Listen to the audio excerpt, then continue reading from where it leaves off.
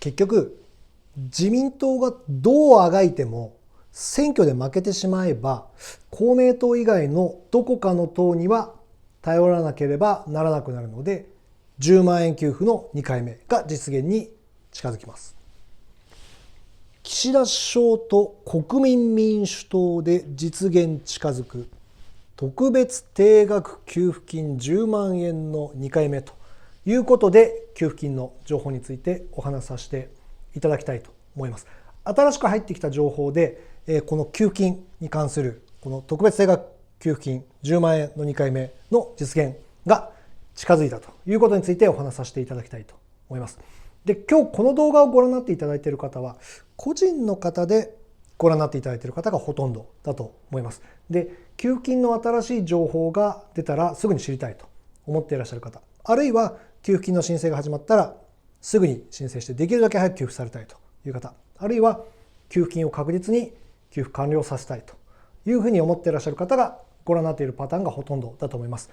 新しい給付金の情報が出ましたらこのようにすぐ動画でお話しさせていただいてますので、新しい情報が出たらすぐに知りたいという方はぜひチャンネル登録をしていただければと思います。チャンネル登録しておいていただければ新しい情報が出た時にすぐに動画でお話ししますので、その動画をすぐにご覧になっていただけるようになります。それでは早速いきたいと思います。まずこの特別定額給付金の10万円の2回目っていうのはまずあるかないかっていうのは当然決まってないんですけれども、この岸田首相のやっていることとあるいは国民民主党がやっていることで、実現がさらに近づいたということについてお話しさせていただきたいと思います。新しい情報が入ってきましたと。まず特別定額給付金って何かということなんですけれども、これはコロナ禍にあった全国民に1人10万円給付しますといったような給付金のことです。で、その2回目って何というところなんですけれども、今国民の生活が非常に苦しいといったような実感がありますと。で、岸田首相は特別定額給付金、いわゆる1人10万円給付といったような給付金については、コロナ禍のような国難な事態でないとやらないというふうに言っていますけれども、国民の実感としてはコロナ禍か、あるいはそれ以上に苦しいといったような実感がありますと。なのでこの2回目ぜひやってくださいという声がめちゃくちゃ上がっているといったようなことです。衆議院選挙もそろそろ近づいているといったようなこともあるので、こういった施策ですね、国がやる施策についてこの給付金どういったような形になるかというところが今、みんな注目しているといったようなところですね。で、そもそもこの特別定額給付金の最初にあったこの1回目ですねというのは、国民の声を受けて給付が決定したというものがあります。もともと1世帯30万円給付といったような案で閣議決定してたんですけども、この世論調査で国民がいや1人10万円給付やってくださいという声をめちゃくちゃ上げたというところを、公明党が汲み取って、自民党に突き上げてですね、自民党はそれを受けて、1回決めたこの閣議決定を組み替えて1人10万円で決定したというところがあります。公明党であるとか、あるいは自民党の中からも、若手がですね、この1人10万円給付やりましょうという声を上げたと。そもそもその声の元になったところが国民の声というところがあります。なので、こういった国民の声で実現していった給付金だというところですね。さあ、今10万円給付というものは、どういったところが、どういった党がですね、政策にしているのかと。自民党、公明党、残念ながらこういった与党に関しては10万円給付というのは政策にしていません。じゃあどこが政策にしているのかというところですね。それは国民民主党とれいわ新選組です。国民民主党は1人10万円給付、インフレ手当として1人10万円給付というのをやったらどうかということを政策にしています。それかられいわ新選組、これは春夏秋冬、四半期に1回ずつ10万円を給付すると、1年間で40万円給付ですねということをやったらどうかということを政策にしています。その財源もあるというふうに言っていますと。ただ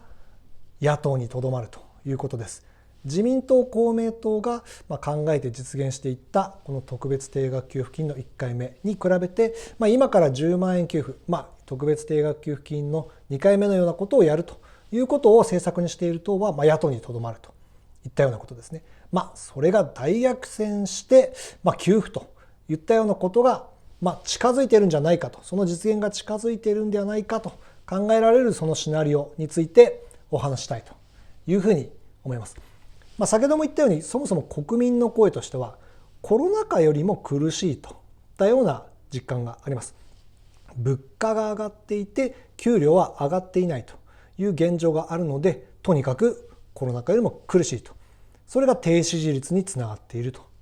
たような形ですね。低支持率っていうのは、岸田首相、岸田内閣であったりとか、あるいは自民党の低支持率につながっているということです。国民の実感としては、コロナ禍はですね、例えば旅行業とか飲食業とか、あるいは交通に関するような仕事の場合は、外出制限とかありましたので非常に苦しいといったような状況にあったと思います。ただ我々一般的な国民に関しては、その時期よりもやはり今の方が苦しいと。それは物価が上がって給料は上がっていないからというところにあります。で、さらにこの給料が上がっているっていうふうなことも最近新聞とかで言われてますけども、それはあくまで大企業に限ったことで、我々一般的な国民に関してはそういった実感が、全くないと。で、実感というか実際に給料は上がってないと。ただ物価は上がっているということで、コロナ禍よりも全然苦しいですよと。国民の大半はコロナ禍よりも苦しいといった現実があります。なのでその2回目やってくれと言っているんですが、そんなものをやることはないというふうに岸田首相も先ほど言ったように言っているので、それが低支持率につながっているといったようなことですね。ただし岸田首相はこの国民の声ということを無視できない現状があります。で、それは岸田首相がこのまま首相でいるためには解散が必要であるといったようなことがあるからです。今年の9月に自民党総裁選があります。そこで岸田首相は再選ということになれば、もちろん首相で居続けることはできるんですけれども、その1年後に衆議院選挙の衆議院の任期がありますので、ここまでに解散を行う必要があるということです。なので自民党の議員としては、この来るべきこの衆議院の選挙にこの自民党の総裁で決めた総裁が首相としてこの自民党の顔として選挙を迎えるというふうな流れになるので、この9月に今めちゃくちゃ低い支持率の岸田首相を自民党の総裁として再選させるかというと、なかなかそれは厳しいと。その岸田首相をもし自民党の顔で選挙を迎えてしまったのであれば、自分の再選も危ういと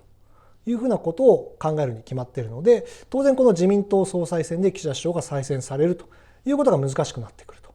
たような状態です。今の低支持率のままでは岸田首相は自民党総裁選で再選することができずに、首相でなくなってしまうと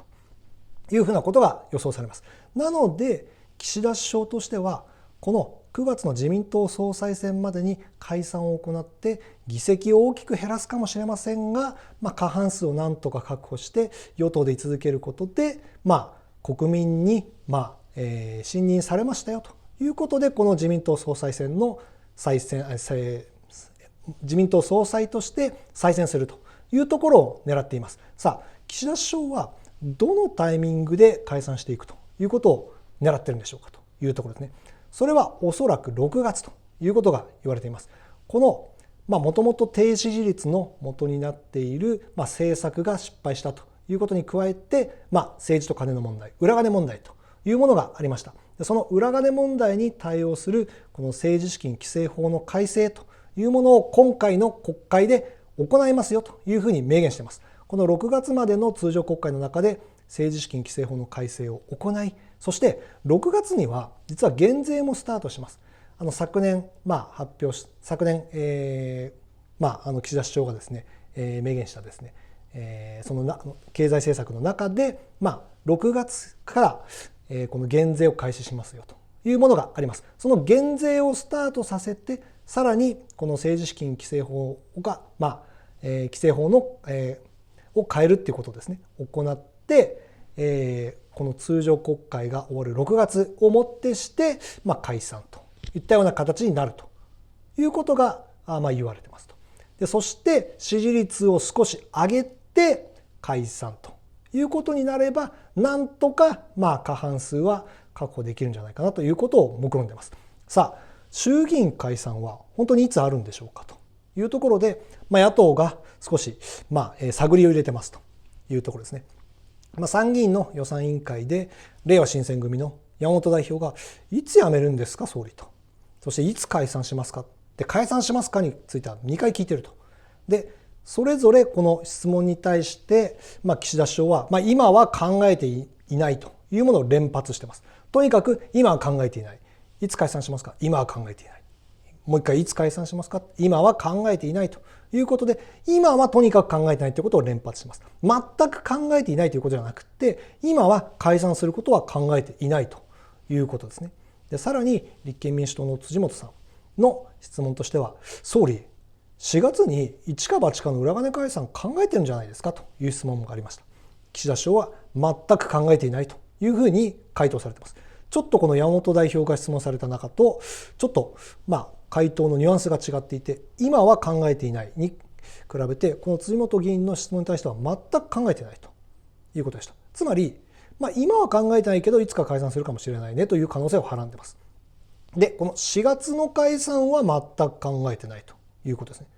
この2つの質問を合わせると6月解散というものが見えてくるといったような形になります。さあ岸田首相最新の支持率確認していきたいと思います。 JNN なんで TBS 系の世論調査の会社が3月の頭に行った世論調査によると、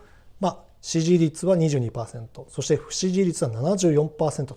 過去最低を更新していると。2月からずっと過去最低を各社で更新し続けているというのが今の岸田内閣です。どんどん低支持率になっているという形です。いよいよこんな低支持率ではさすがに諦めるでしょうというふうに普通は思うんですけども、いや岸田首相はまだ諦めていませんという形です。9月で自民党総裁選をもって退陣するんじゃないかと諦めていませんと。解散でおそらく勝負に出てきます。それは何かと、去年のこの6月までの通常国会が終わるタイミングでマスコミに質問されて、状況で解散も判断しますよというふうに発言されてますと。なるほどと。岸田首相はやっぱり解散をしてどこかでこの衆議院選挙をもう一度行ってですね、首相として再選していく、それを目論んでいるというところがあります。さあ今回はさすがに国民も怒ってますと。この政治と金の問題、裏金問題ですね、あるいはこの政策の不信というところでもうさすがに自民党じゃないだろうと。もう自民党としては国民はなんだかんだ支持率低くても結局選挙行かないでしょというふうに高くくくっているというのがあります。ただ国民もさすがに今回は怒っていると。さすがに選挙行きますよということで自民党大敗と過半数割れといったようなことになるシナリオも考えられます。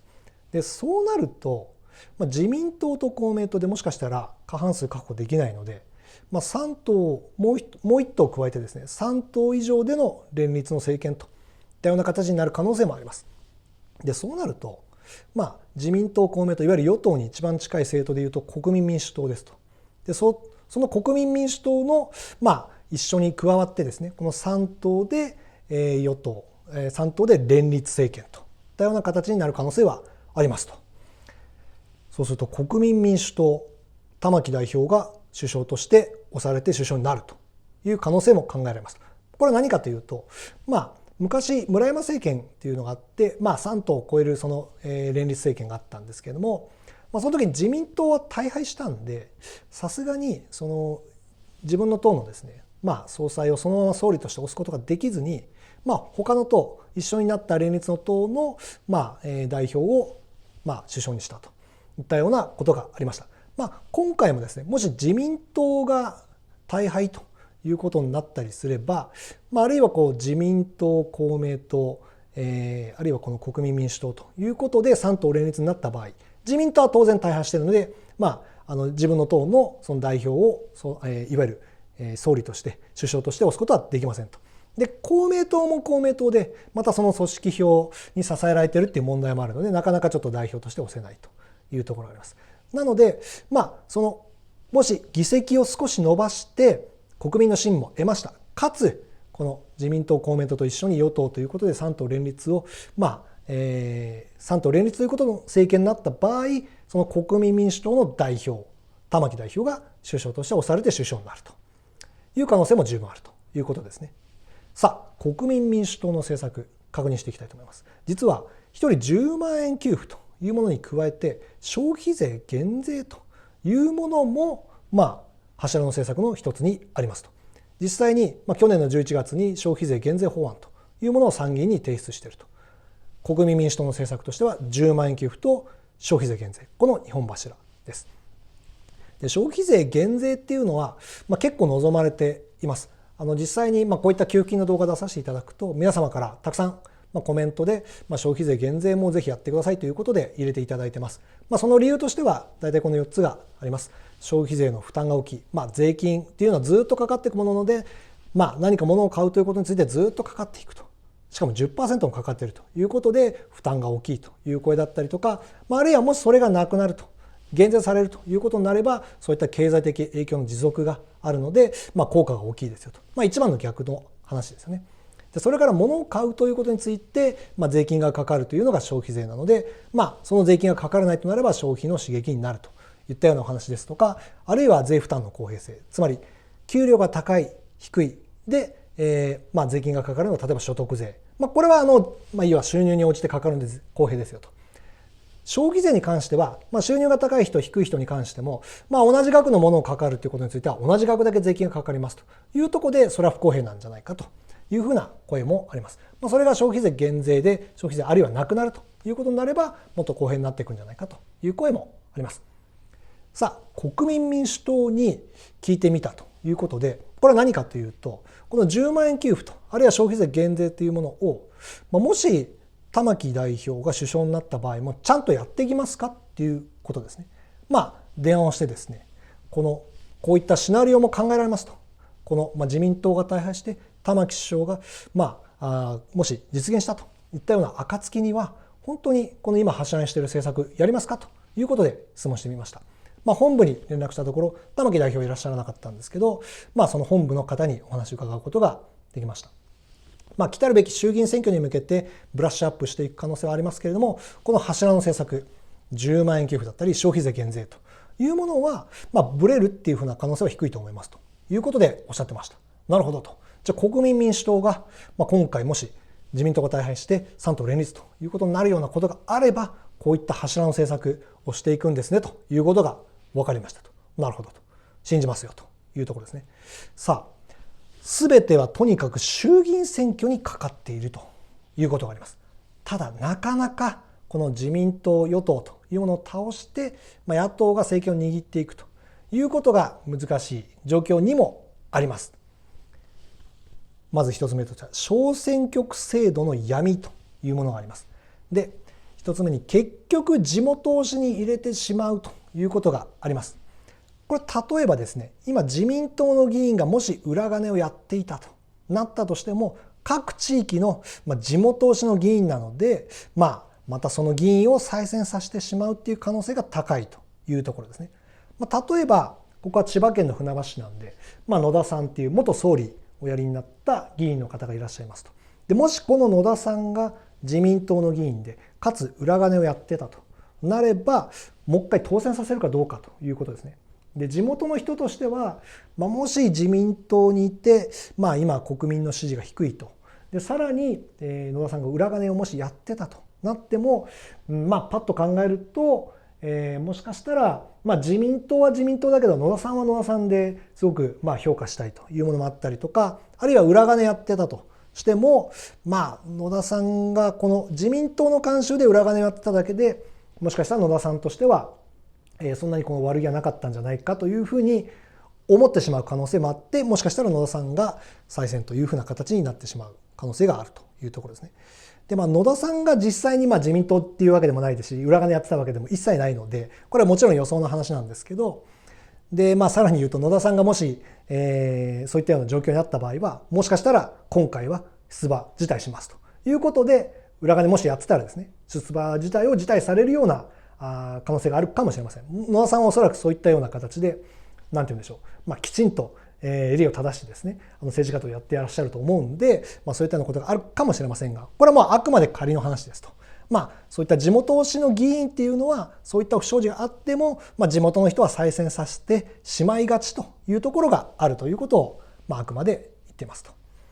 それから擁立されてない選挙区があるっていうのがあります。例えば先ほど言った国民民主党をしたいと思っても、自分の選挙区、自分が投票する選挙区にですね、この国民民主党の候補が擁立されてないっていうこともあります。例えばこれはですね、ちょっと前で言うと、何年か前に例えば維新がすごく伸びて全国的にすごく支持率が高かった時もあると思うんですけど、ただ とはいえやっぱりその維新っていうのは関西だったりとかに強い政党なので、全国全てのこの選挙区で擁立されている、立候補されていたっていうわけじゃないんで、維新をしたいなと思っても小選挙区でその候補がいなかったりとか、そういうことがあったりとかします。それに対して自民党はもう全部の選挙区ですね、全国津々浦々、立候補者を立てているので、そういった形で自民党はいろんな各地域のですね、票を拾ってくるといったようなこともあります。それから与党アドバンテージっていうのもありますね。これは何かっていうと、結局地元の、小選挙区で当選する、議員に関しては、ぜひ与党でいてほしいと思ってしまう国民の心理というのがあります。与党の議員が自分の選挙区であると、結局その自分たちの地域に対していいような政策っていうのをやってくれる可能性があるんじゃないかなというふうに考えてしまいがちといったような国民の心理があります。なので与党のアドバンテージというものもあります。それから野党共闘っていうのが、ありえないような愚策だっていうところもあります。よく自民党を倒したいがために野党が共闘するっていうふうな衆議院選挙あったりするんですけど、あれは本当にありえなくて国民をバカにしててですね、例えば自民党じゃないと思うんだったら、どこの政党でもいいでしょ、このいろんな政党が立てるこの候補にとにかく目つむって投票してくださいと、こんなことはありえないので、そもそも野党共闘なんかで、議席が確保できるなんて思っているっていうこの野党の考えがそもそもありえないっていうのもあったりとかします。そんなような形で結局小選挙区制度の闇ということで自民党の議員が各地域でちゃんと勝ってるっていうこともあるんですけども、アドバンテージがあって結局また小選挙区である程度当選してきてしまうというものがあります。こんなに国民の支持率が低いにもかかわらず、結局全国で小選挙区で地元推しの自民党の議員がコツコツ勝ってくるということもあるんじゃないかなというところですね。で、じゃあどうすればいいかということで、とにかく我々は比例で絶対どっかに入れるっていうところがありますと。で、例えば先ほどの話で言うと、じゃあ仮に、この地元で言うと野田さんに投票しましたと。で、ただ、政党としては立憲民主党じゃないなと、もう仮にですね、思ったとしても、どこかの党には絶対入れるっていうことです。白票で投票するってことはないようにするってことですね。で、比例でどっかの党に絶対入れるっていうふうなことをすることで、結局は自民党でない党の議席が確保できる確率がやっぱり上がるので、とにかく選挙に行くと。そして比例で絶対どこかに入れるっていうことで、自民党の議員でない議員が増えるという可能性が高まりますので、そういったことで実現に近づくというところですね。さあ、衆議院選挙の結果予想というものをしてみました。自民党というのは結構小選挙区でちゃんと勝ってきます。先ほど言ったように、全体が260議席、衆議院の議席あるんですけども、そのうち190議席は小選挙区で勝ってきてますと。比例は70議席ですということですね。で、自民党の議員を、この衆議院議員選挙の、中で勝って議席を確保している中で、裏金やってた議員っていうのは、この190分の50います。190分の50のこの裏金議員の議席については、半分負けるというふうに予測してみました。で、さらにこの残った140の議席については、先ほど言ったように小選挙区の闇ということで、結局地元推しで結構勝ってきちゃうんじゃないかなと。自民党の支持率低いとしてもある程度勝ってきちゃうということで、8割は残るということで、予想してみましたということで、140分の、2割を引くということで112議席残ると。で、比例区に関しては、支持率その通りになるんじゃないかなと。比例っていうのは当然全国の、どの党をしますかっていうふうな選挙なので、この比例区に関しては、支持率、今自民党の最新でいうと 24.5% ですね。これは内閣の支持率なんですけど、自民党の支持率ということは 24.5% なので、じゃあ、43議席を獲得してくるということで予想してみました。衆議院全体でいうと176議席あるので、それの 24.5% でいうと43議席ということになります。合わせると180議席ということで、80議席も減るといったような予想になります。公明党に関しては与党なんですけども、あくまで裏金というのは一切やってないですし、あるいはこの比例区っていうのは全国のやっぱり組織票で強いっていうのが公明党ですと。で、小選挙区に関してもそれぞれその地域でガチガチに強いっていうことがありますので、裏金全くやってないし、組織票やっぱり強いので公明党はそのまま議席確保してくるんじゃないかなっていうことで、予想してみました。結構現実に近いような予想なんじゃないかなというふうに思ってます。で、そうすると、結果212議席ということで、晴れて定数465の過半数も確保できないと。過半数233ですので、絶対安定多数は元よりこの過半数すら確保できないといったような形になりました。さあ、実現が近づいてきました。国民民主党の本気度はいかがでしょうかということで、国民民主党は前回は21名擁立して21名立候補して当選が11名といったような形になっています。さあ、今回はどれぐらい立候補するのでしょうか、どれぐらい擁立するのでしょうか、本気度はいかにというところですけど、現職は今7名いますと。ごめんなさい。で、この11名当選したのでなんで7名になってるんですかということなんですけども、造反者がいましたと。前原さんをはじめとする数名がこの国民民主党で立候補して当選したにもかかわらず離反して他の党、新党を作りましたということで現職は7名になっています。そういった議員は国民民主党で立候補してるんだから、一回失職して一からやり直しなさいっていうふうに、意見があるっていうのも承知してますし、私もどっちかというとそういうような気持ちはわかるんですけれども、ただ現実としては今7名になってますということですね。で、国民民主党のホームページ見ると、23名、大体現職と合わせて30名ぐらいの、立候補予定者がいるんですけれども、国民民主党に電話して実際に聞いてみましたと。どれぐらい立候補するんですかということでお話を伺ったところ、今ホームページにあるところで言うと、それだけなんですけれども、それに加えて、地方議員もいますし、まだまだ立候補者として擁立するということは考えてますと。大体どれぐらいになりそうですか、40名かそれを超えるぐらいになると思ってますと。なるほどと。めちゃくちゃ本気ですねと。ということで、この40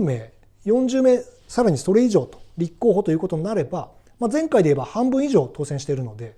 もしかしたら20名、あるいは20数名、当選という形になってきて、もしかしたら30名近くぐらいの政党になるっていうふうな可能性もありますと。で、そうなると、こういった国民民主党と自民党、公明党合わせて過半数確保という形になるので、3党連立実は近づいたんじゃないかなということも考えられますと。さあ、今日の新しく入った情報、今日のメインのお話です。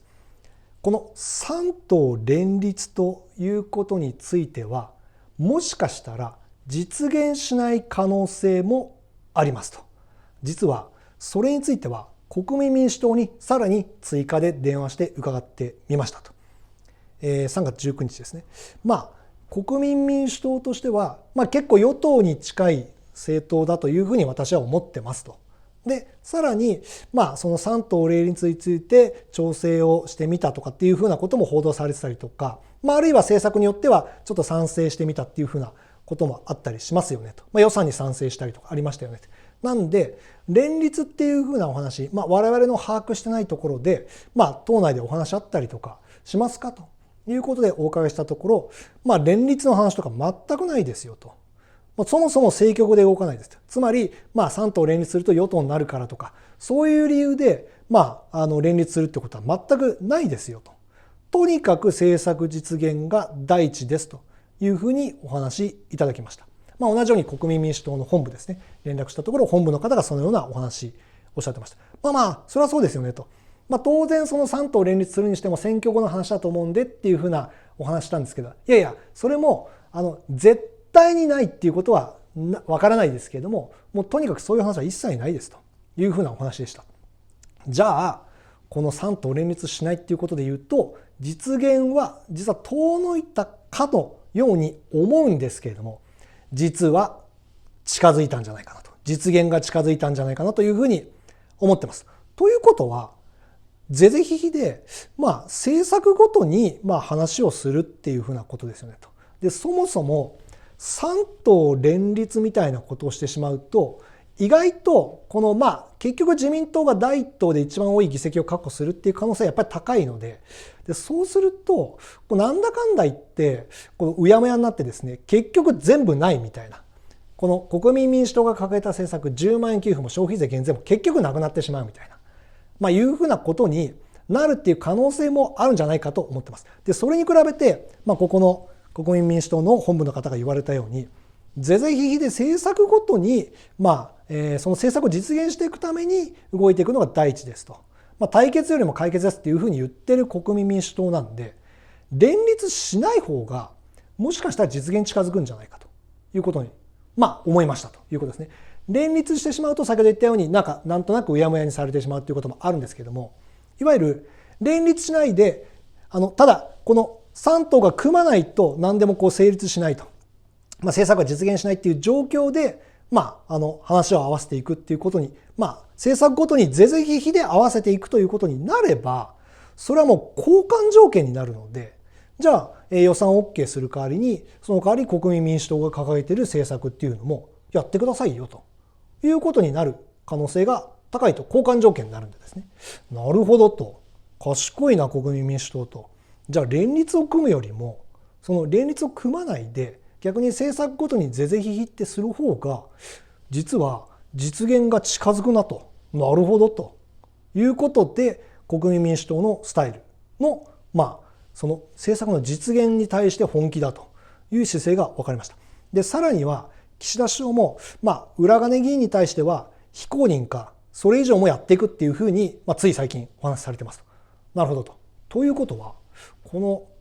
失礼しました。自由民主党のこの小選挙区、裏金議員50人、51人の議席がさらに減っていく可能性もあるんじゃないかと。非公認になるし、あるいはそれ以上のこともあるっていうことなんで、5割減るどころじゃとどまらずにですね、もっともっと負けていく可能性もあると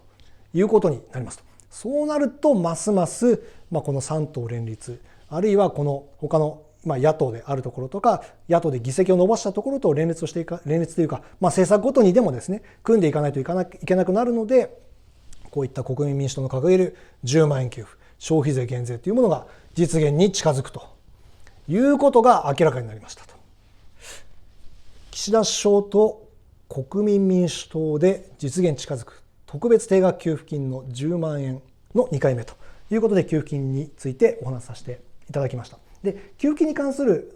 情報っていうのは、新しいものが出たらすぐにこのように動画でお話しさせていただいてますし、あるいは給付金に関する情報っていうのを、できたらすぐに知りたいという方もいらっしゃると思います。そういった方は、ぜひチャンネル登録していただければと思います。新しい動画が出た時にすぐにご覧になっていただけるようになります。それから、こういった形で、いろんな給付金に関する情報とか、あるいは政策に関する情報っていうのを、動画でお話しさせていただいてます。で、先ほども言ったようにこの消費税に関するものとか、それ以外の、政府がやっていることについて意見というのをたくさんいただいてます。で、おそらくそういった政府の方とかもご覧になっていただいているという方多いと思います。政治家の方でもご覧になっていただいている方本当に多いと思いますので、我々の声っていうのはぜひ届けたいっていうのもあるので、ぜひこのコメント欄に、この10万円給付、あるいは消費税減税ということに関して、もう賛成、反対の一言だけでも構いませんので、ぜひ入れていただければというふうに思います。最後までご覧になっていただきましてありがとうございました。